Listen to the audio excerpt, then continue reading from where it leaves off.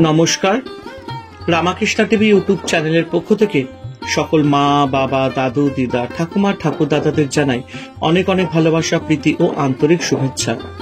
সবাই ভালো আছেন, ভালো থাকবেন। আমি আবারও চলে এসেছি শ্রী শ্রী রামকৃষ্ণ মিশনের স্বামী জ্যোতিষরানন্দ মহারাজজির লেখা ধ্যান ও আধ্যাত্মিক জীবন সম্পর্কে আলোচনা করতে।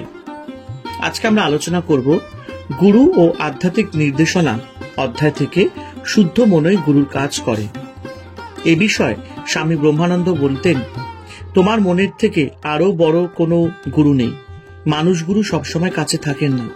যথেষ্ট ভাগ্যের জোরে যদিও তুমি কোনো উন্নত আচার্যের আশীর্বাদ উপদেশ পাও, তবু সবসময় তোমার প্রয়োজনে তাকে নাও পেতে পারো। কিন্তু একজন অন্তরের আচার্য আছেন, যিনি শুদ্ধ মনোরূপে সদা আমাদের অন্তরে বিরাজ করছেন। স্বামী ব্রহ্মানন্দ বলেন, যখন প্রার্থনা ও ধ্যানের সহায়তায় মন শুদ্ধ হয়ে ওঠে, সেই মনই অন্তর থেকে তোমাকে ঠিক পথে চালিয়ে নিয়ে যাবে। এমনকি তোমার দৈনন্দিন কাজে এই অন্তর্গুরু তোমাকে পথ দেখাবে ও তোমাকে সাহায্য করবে, যতদিন না লক্ষ্যে পৌঁছতে পারছো। সকল আচার্যের আচার্য পরমাত্মা, যে সদা প্রতি হৃদয় বর্তমান রয়েছেন। নৈতিক জীবন, প্রার্থনা, ধ্যান প্রভৃতির মাধ্যমে যখন মন শুদ্ধ হয়, তখন সেই মন পরমাত্মার অন্তর্জ্যোতির সংস্পর্শে আসে। এই শুদ্ধ মনই তখন দৈব চেতনা প্রবাহে এক প্রণালী হয়ে ওঠে। মন আচার্যের আচার্য, যিনি তার কাছ থেকে সরাসরি আধ্যাত্মিক নির্দেশনা লাভ করে। মন যখন এইভাবে অন্তরের সত্যের কাছে নিজেকে উন্মুক্ত করতে শেখে, সে তখন নানা উৎস থেকে উপদেশ পেতে পারে। ভাগবতে এক পরিব্রাজক অবধূত বা সন্ন্যাসীর কথা আছে, যিনি অনেকগুলি প্রাকৃতিক বস্তুকে উপগুরু বা সহায়ক আচার্য রূপে গ্রহণ করেছিলেন। মাতা ধরিত্রীর কাছ থেকে তিনি শিখলেন সহনশীলতার রহস্য।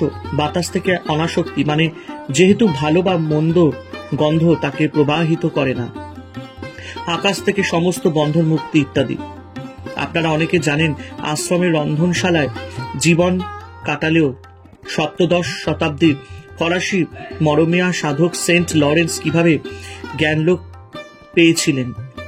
শীতকালের মাঝামাঝি একটি পাতাশূন্য গাছ থেকে তার মনের চিন্তা উদ্রেক হয়ে যে আবার ওই শূন্য ডালে পাতা, ফুল, ফল দেখা দেবে। এর থেকে তার উপলব্ধি হলো, যেসব সৃষ্টির মধ্যে ঈশ্বরের শক্তি লুকানো আছে, তখন তার যে আধ্যাত্মিক জাগরণের অনুভূতি হয়, তাতে তিনি সারা জীবন যাপন করে বা করার শক্তি পেয়েছিলেন। আমাদের প্রত্যেকেরই মধ্যে দিব্য শক্তি চাপা থেকে জাগরণের অপেক্ষায় আছে। আমাদের মধ্যে দৈব চেতনার কেন্দ্রটি খুঁজে বার করে সুপ্ত চেতনাকে আহ্বান করতে হবে।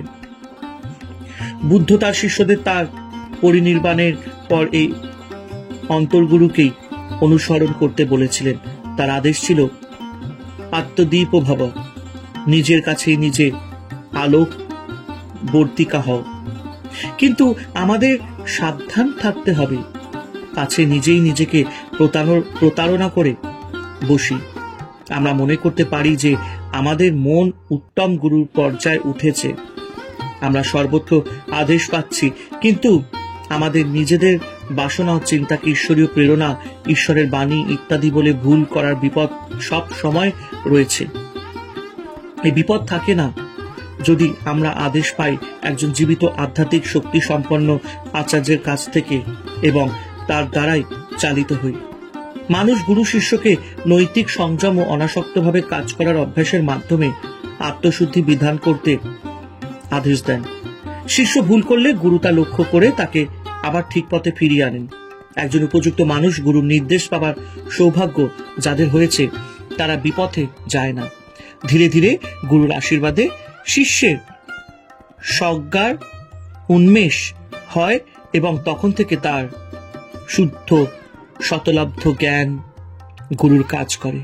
এইভাবে নিজ মনেই গুরু হয়ে যায়। হরে কৃষ্ণ কৃষ্ণ কৃষ্ণ হরে হরে, হরে রাম রাম রাম হরে হরে। জয় শিব শম্ভু, জয় দেবী দুর্গা দুর্গতি নাশিনী, জয় মা কালী।